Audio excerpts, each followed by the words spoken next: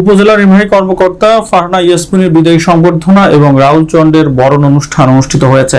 রোববার দুপুরে এই অনুষ্ঠান উপজেলার অফিসার্স কল্যাণ ক্লাব মিলনায়তনে অনুষ্ঠিত হয়েছে।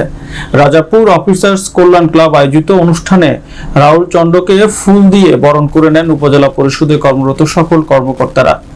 বিদায়ী সংবর্ধনা ও বরণ অনুষ্ঠানে বক্তব্য দেন বিদায়ী ইউএনও ফারহানা ইয়াসমিন। সদ্য যোগদানকারী রাহুল চন্দ্র, ঝালকাঠি সদর উপজেলা নির্বাহী কর্মকর্তা অনুজা মণ্ডল, সহকারী কমিশনার ভূমি হাসান মোহাম্মদ সোয়াইব, রাজাপুরের সাবেক প্রাণী সম্পদ কর্মকর্তা ডাক্তার দীনেশ চন্দ্র মজুমদার, প্রাণী সম্পদ কর্মকর্তা মোহাম্মদ আবদুল্লাহ, টিএচএ ডাক্তার মোহাম্মদ আবুল খায়ের রাসেল মাহমুদ, প্রকল্প কর্মকর্তা মোহাম্মদ মামুনুর রশিদ, সমাজসেবা কর্মকর্তা মোহাম্মদ মোজাম্মেল হুসাইন, মাধ্যমিক শিক্ষা কর্মকর্তা মোহাম্মদ মুস্তফা আলম প্রমুখ বক্তব্য রাখেন। অনুষ্ঠান সঞ্চালনায় ছিলেন জাইকা কর্মকর্তা মোহাম্মদ ইমরান আলী। রাহুল চন্দ্র এর পূর্বে সাভারে নির্বাহী কর্মকর্তার দায়িত্ব পালন করেছেন।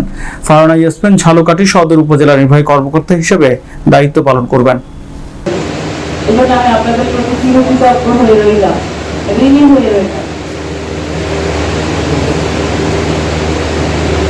আসলে বদলির যে খবর, যেটি আমাকে প্রথমে দিয়েছে আমাদের বর্তমান যে আমাদের কমিউনিকেশন নেটওয়ার্কটা যেন অত্যন্ত শক্ত হয়।